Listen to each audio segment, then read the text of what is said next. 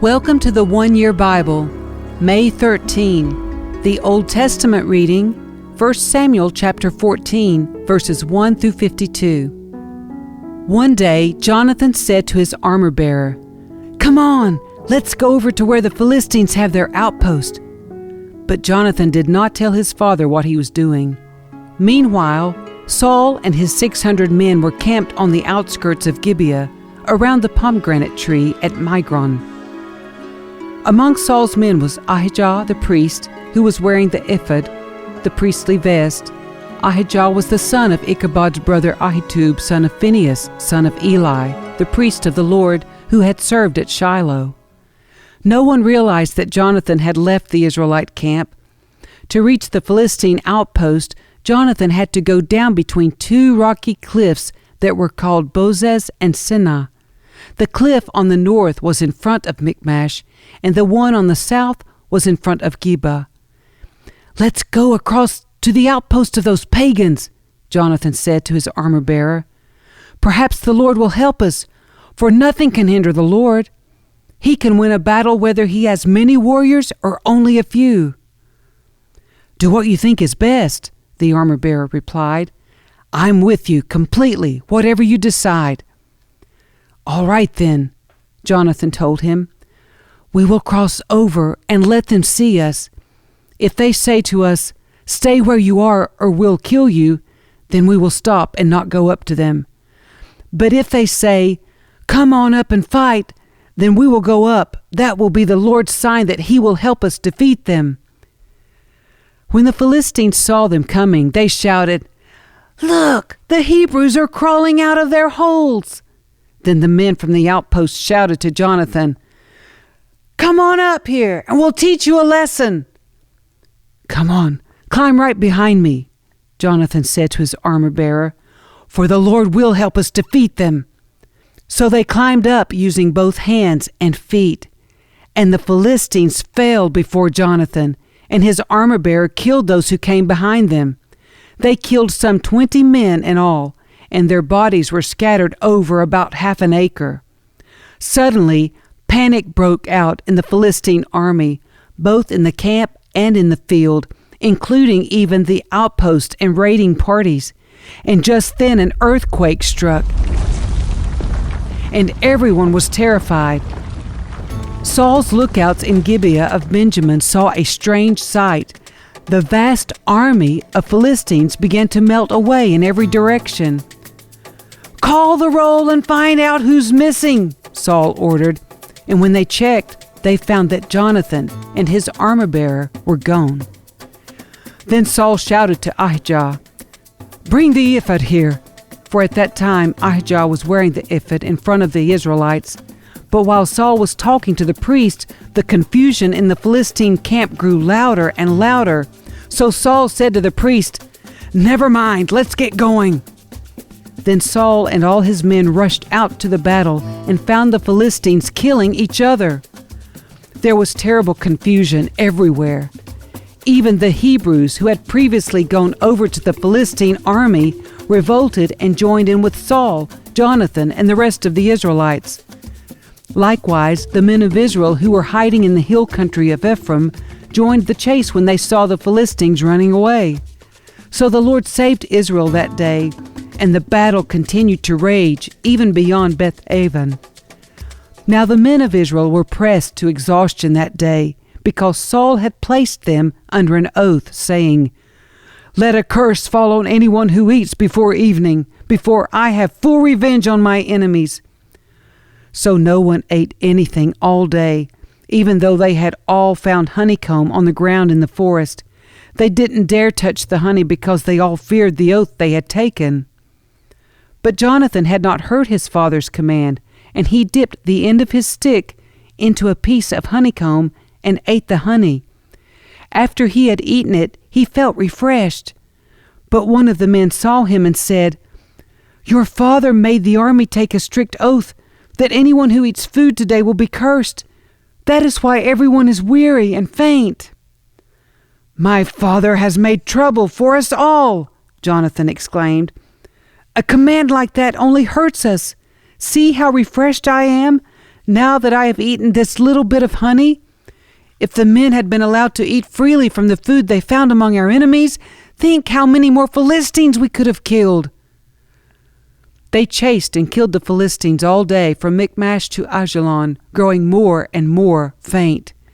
That evening, they rushed for the battle plunder and butchered the sheep, goats, cattle, and calves, but they ate them without draining the blood.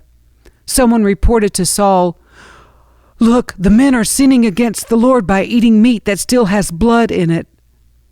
"That is very wrong," Saul said. "Find a large stone and roll it over here. Then go out among the troops and tell them, 'Bring the cattle, sheep, and goats here to me. Kill them here and drain the blood before you eat them. Do not sin against the Lord by eating meat with blood still in it.'" So that night all the troops brought their animals and slaughtered them there. Then Saul built an altar to the Lord. It was the first of the altars he built to the Lord. Then Saul said, "Let's chase the Philistines all night and plunder them until sunrise. Let's destroy every last one of them." His men replied, "We'll do whatever you think is best." But the priest said, "Let's ask God first." So Saul asked God, "Should we go after the Philistines? Will you help us defeat them?" But God made no reply that day. Then Saul said to the leaders, "Something's wrong.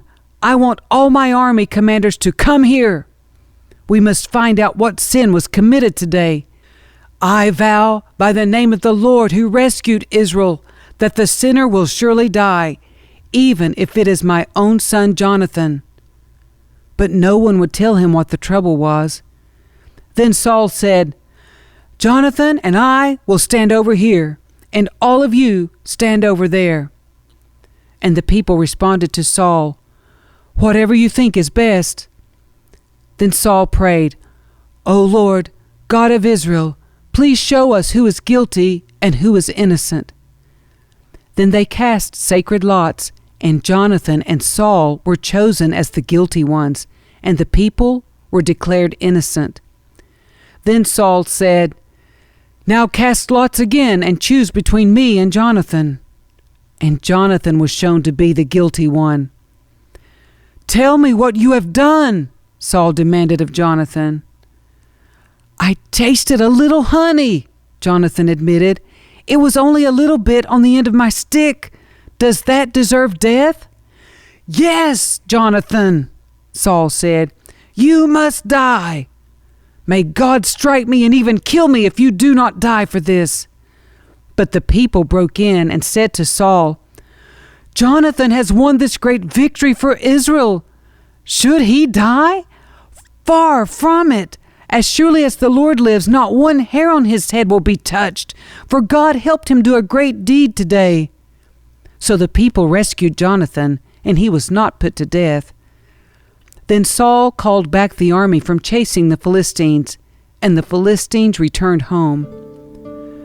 Now when Saul had secured his grasp on Israel's throne, he fought against his enemies in every direction, against Moab, Ammon, Edom, the kings of Zobah, and the Philistines, and wherever he turned he was victorious. He performed great deeds and conquered the Amalekites, saving Israel from all those who had plundered them. Saul's sons included Jonathan, Ishbosheth, and Malchishua. He also had 2 daughters, Merab, who was older, and Michal. Saul's wife was Ahinoam, the daughter of Ahimaaz. The commander of Saul's army was Abner, the son of Saul's uncle Ner. Saul's father Kish and Abner's father Ner were both sons of Abiel. The Israelites fought constantly with the Philistines throughout Saul's lifetime. So whenever Saul observed a young man who was brave and strong, he drafted him into his army.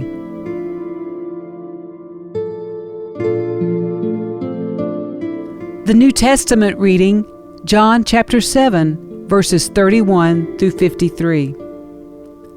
Many among the crowds at the temple believed in Jesus. "After all," they said, Would you expect the Messiah to do more miraculous signs than this man has done?"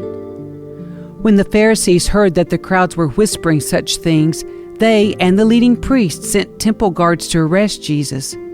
But Jesus told them, "I will be with you only a little longer. Then I will return to the one who sent me. You will search for me but not find me, and you cannot go where I am going." The Jewish leaders were puzzled by this statement. "Where is he planning to go?" they asked. "Is he thinking of leaving the country and going to the Jews and other lands? Maybe he will even teach the Greeks. What does he mean when he says, 'You will search for me but not find me, and you cannot go where I am going'?"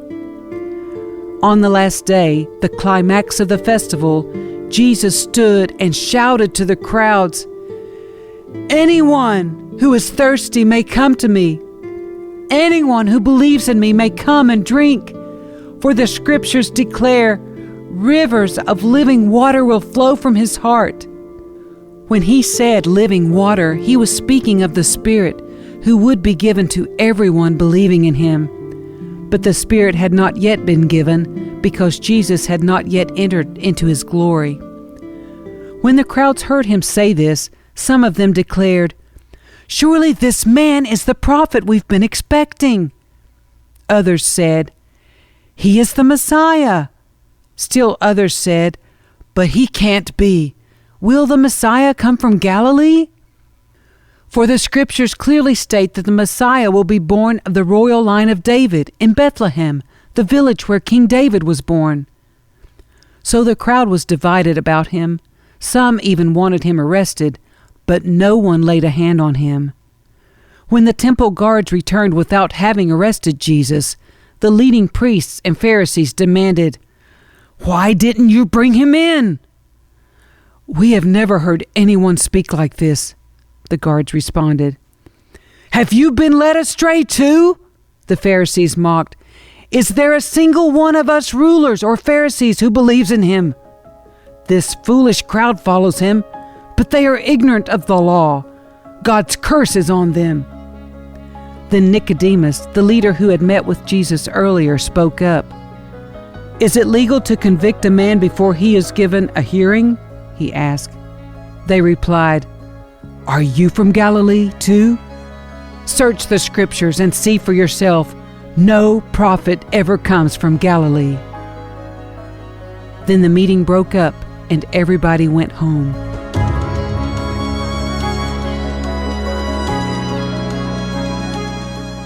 Psalm 109, verses 1 through 31. O God, whom I praise, don't stand silent and aloof, while the wicked slander me and tell lies about me. They surround me with hateful words and fight against me for no reason. I love them, but they try to destroy me with accusations, even as I'm praying for them. They repay evil for good and hatred for my love. They say, "Get an evil person to turn against him. Send an accuser to bring him to trial. When his case comes up for judgment, let him be pronounced guilty. Count his prayers as sins. Let his years be few. Let someone else take his position. May his children become fatherless and his wife a widow. May his children wander as beggars and be driven from their ruined homes. May creditors seize his entire estate and strangers take all he has earned. Let no one be kind to him. Let no one pity his fatherless children. May all his offspring die. May his family name be blotted out in the next generation. May the Lord never forget the sins of his fathers. May his mother's sins never be erased from the record. May the Lord always remember these sins, and may his name disappear from human memory. For he refused all kindness to others. He persecuted the poor and needy, and he hounded the brokenhearted to death. He loved to curse others. Now you curse him. He never blessed others. Now don't you bless him. Cursing is as natural to him as his clothing, or the water he drinks, or the rich food he eats. Now may his curses return and cling to him like clothing. May they be tied around him like a belt. May those curses become the Lord's punishment for my accusers who speak evil of me. But deal well with me, O sovereign Lord, for the sake of your own reputation. Rescue me because you are so faithful and good. For I am poor and needy, and my heart is full of pain. I am fading like a shadow at dusk. I am brushed off like a locust. My knees are weak from fasting, and I am skin and bones. I am a joke to people everywhere. When they see me, they shake their heads in scorn. Help me, O Lord my God. Save me because of your unfailing love. Let them see that this is your doing, that you yourself have done it, Lord. Then let them curse me if they like, but you will bless me. When they attack me, they will be disgraced. But I, your servant, will go right on rejoicing. May my accusers be clothed with disgrace. May their humiliation cover them like a cloak. But I will give repeated thanks to the Lord, praising him to everyone. For he stands beside the needy, ready to save them from those who condemn them. Proverbs 15, verses 5 through 7. Only a fool despises a parent's discipline. Whoever learns from correction is wise. There is treasure in the house of the godly, but the earnings of the wicked bring trouble. The lips of the wise give good advice. The heart of a fool has none to give.